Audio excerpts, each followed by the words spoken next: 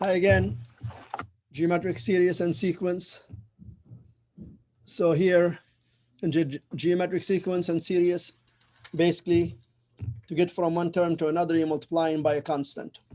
So, and here in the first question, they say find the common ratio of the sequence. The common ratio of the sequence, you could just go the second term divided by the first term, or the third divided by the second, the fourth divided by the third. Any of them will give you the same common ratio. Always look for the easiest, and the easiest one here to R, which is the common ratio, will be negative half divided by 1, second divided by first term. And when you divide by 1, you get the same thing. So negative half is the common ratio for this. Now, the second example, find the 9th term of the sequence. And this is, again, it's geometric because you're multiplying by a constant. So the equation for finding terms in the sequence is Tn equals A times R to the n minus 1. A is the first term and R is the common ratio. So therefore, the first thing I need to find is the common ratio here. So R is 1/4 divided by the first term, which is a half, which is the same as 1/4 times 2/1.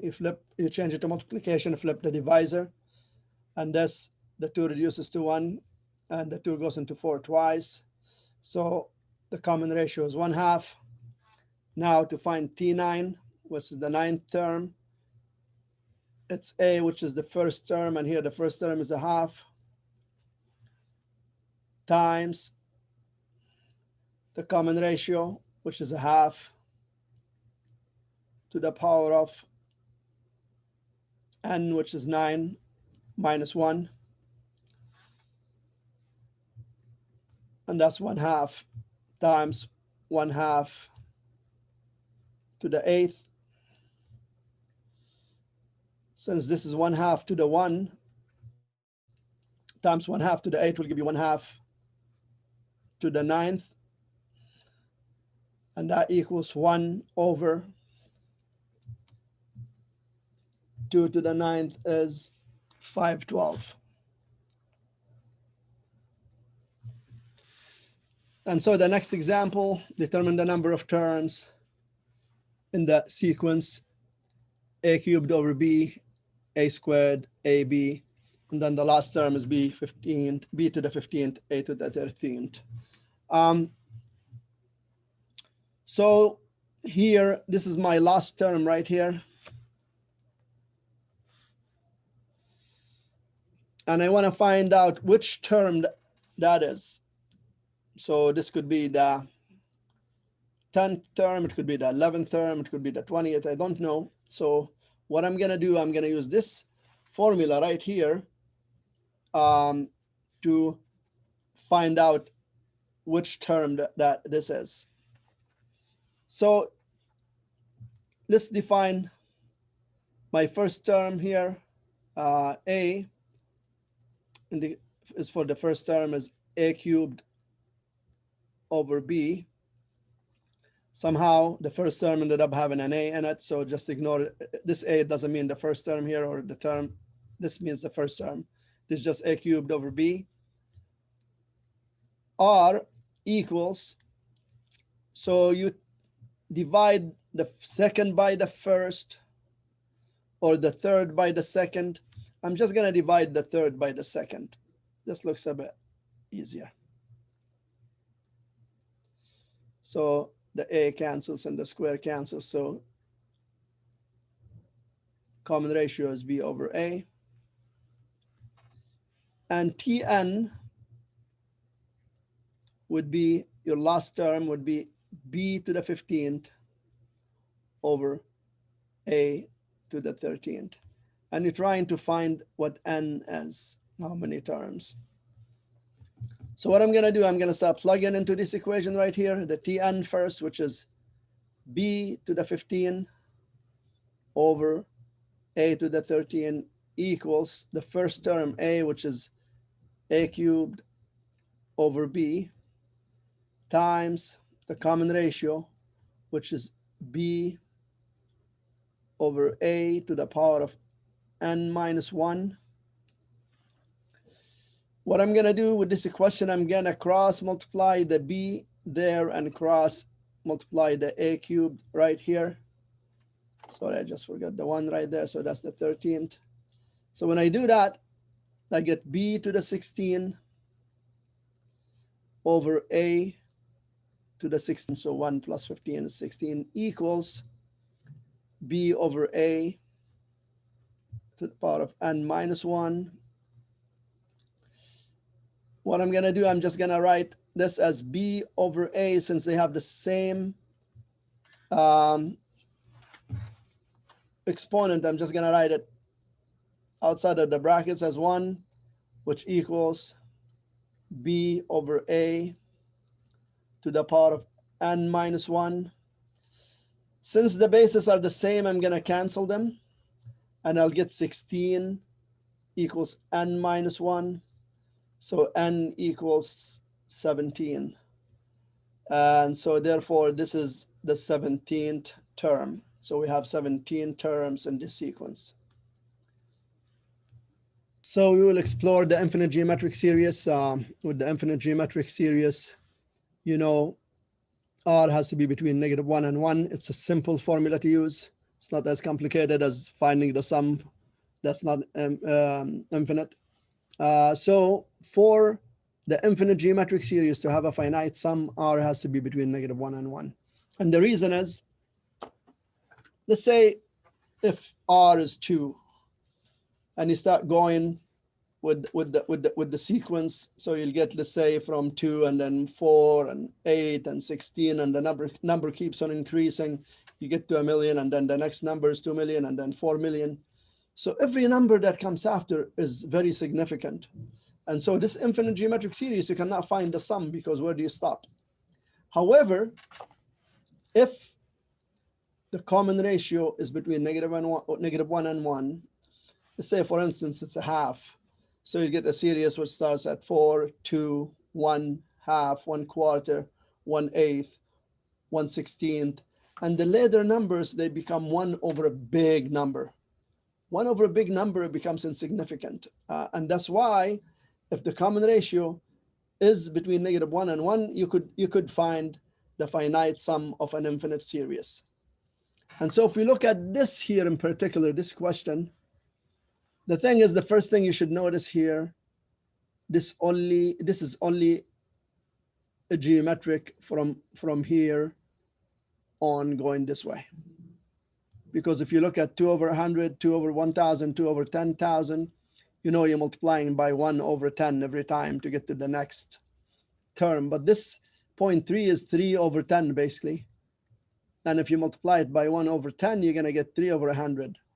So therefore, this here doesn't apply right now because it doesn't make this a geometric series. But if you start right here, then this is a geometric. So if I'm finding the sum, I'm going to use the equation for the infinite geometric sum. And so it's just, so my A, I'm going to treat A as the 2 over 100. And R is just going to go 2 over 1,000 divided by 2 over 100, which is the same as 2 over 1,000 times 100 over 2. Would change division to multiplication and flip the divisor. Now, this will cancel. This will cancel. So I get 1, 1. The 100 will cancel. The 1,000 becomes 10. So my common ratio is 1/10. And therefore, if I want to find the sum of this series, I go S equals the first term, which is 2 over 100, divided by 1 minus R, and R is 1/10. But you know what? To all of this, I still have to add the 0.3. So I'm just going to call it 3 over 10. So that's basically the 0.3 here, which is the same as 3 over 10. So you have to add, if you want to find the sum of the whole series, you have, once you use this equation to add the geometric series, which starts right in here, you still have to add that number at the end. So now let's go ahead and figure out the top. So this is 2 over 100 over, this is 1 over 1. So if you want to do a common denominator, you multiply this by 10, and you multiply this by 10. So it becomes 10 over 10 minus 1 over 10, which gives you 9 over 10 plus 3 over 10. Now, I have a little trick with a fraction over a fraction. What you need to do, multiply this bottom to this top, and then multiply this bottom to the top of the lower fraction. So therefore, you're going to get 20 over 900 plus 3 over 10, of course. This 0 will cancel this 0. So I have 2 over 90 plus 3 over 10. The common denominator is 90, which gives me 2 here, plus multiply this by 9, that gives me 27. So I got 29 over 90. And that's the sum of this series.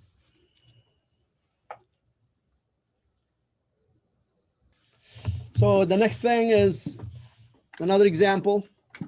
So the sum of the first 8 terms of a geometric series is 6,560 with a common ratio of 3.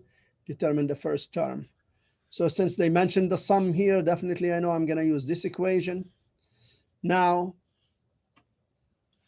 so the sum of the first 8 terms, so basically they gave me S8, which is 6560. Also, I know N is 8 since they mentioned that is the sum of the first 8 terms. And they gave me R to be 3, and they want me to find the first term A. Now let's go ahead and use this equation right here. So 6560 equals A, which we're trying to find, R, which is 3 to the power of 8. That's what N is, minus 1 over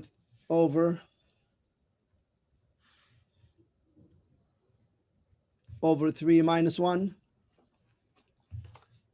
which gives me 6560 equals A, 3 to the 8 minus 1. I'm just going to do that in my calculator. 3 to the power 8 minus 1 equals, and that is 6560 over 2. And therefore, see, I'll tell you one thing. This is on top of 1. So if you have one fraction here and one fraction there, and you see how this is the same as this, you could just reduce them. Cancel this and cancel this. So you have 1 equals A over 2. And therefore, cross multiply the 2 to the 1, and A equals 2. So that's what the first term is. And this is done. So here's another question. I decided to type it out. Maybe it's definitely better than my handwriting. Anyways, so what I'm going to do here, they're telling you actually y minus 3, y and 3y plus 4 are consecutive terms in a geometric sequence. Determine the value or values of y. So there's an analogy that you have to use to solve for this. Okay, I'm just going to give you 3, 6, 12. These 3 terms form a geometric sequence because you're multiplying by 2 every time. So can you agree with me that 6 over 3 is the same as 12 over 6? Because both of them give you the common ratio. with the same analogy, since this is the first and this is the second and this is the third term, then you should say the second term divided by the first term should equal to the third term divided by the first term. So if these form geometric sequence and there are three consecutive terms, then that's always true. The second divided by the first will always equal the third divided by the second, because that's how we find the common ratio, and the common ratio is a constant. And therefore, once we have this, now we could solve for this by crossing the y there and crossing the y minus 3 there. So that will give me y squared, and this will be 3y plus 4 times y minus 3. Y squared equals, I'm going to FOIL this, so I'm going to get 3y squared minus 9y plus 4y minus 12. I'm going to move everything to one side, equate it to 0. Better to move the y squared to this side so I don't end up with a negative leading coefficient. So I'm going to go 0 equals, when you move the y squared to the other side, becomes minus y squared. So 3y squared minus y squared will give you 2y squared. Minus 9y plus 4y is minus 5y minus 12. To factor this, you multiply the 2 and the negative 12. So what that gives you negative 24. So what we're looking for is what multiplies to give me negative 24. And as I said, this is 2 times negative 12. And adds to give me the middle number, right, or the coefficient of y right there, so which is minus 5. And two numbers that do that for me is negative 8 and 3. Multiply to give me negative 24, add to give me negative 5. So I go ahead and write this as y minus 8, y plus 3. But this is not exactly the factor. You still have to divide by 2 because there's a leading coefficient on the y squared. That's a 2. So you have to divide this by 2, this by 2. And therefore, y will equal, or maybe just let me finish factoring this first. 0 equals y minus 4. And since this doesn't divide right here, I'm just going to push the 2 right in front of the y there, and that's 2y plus 3. I know some of you use the decomposition to factor this. I use this method. It's a lot faster. Do any method that you're comfortable with, you know. Just give me the right answer. So now from here we know y equals 4 and negative 3/2, and this is the answer.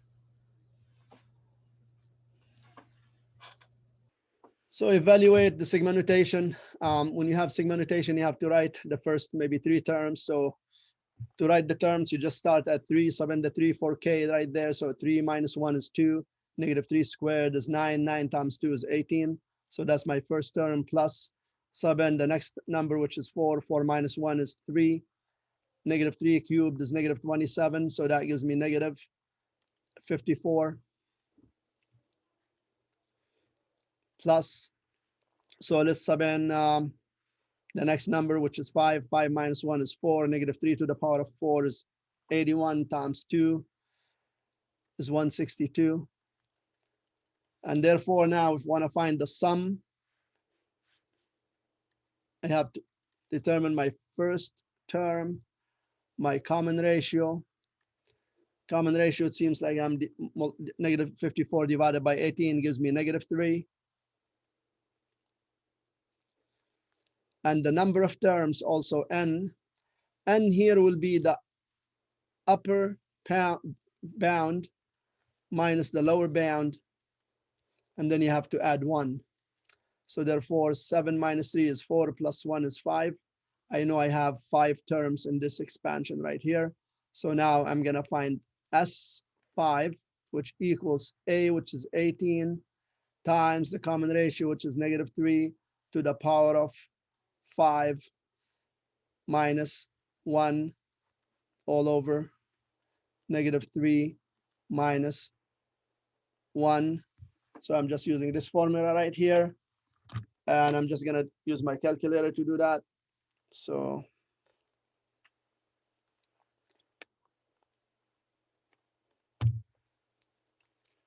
it equals 1098.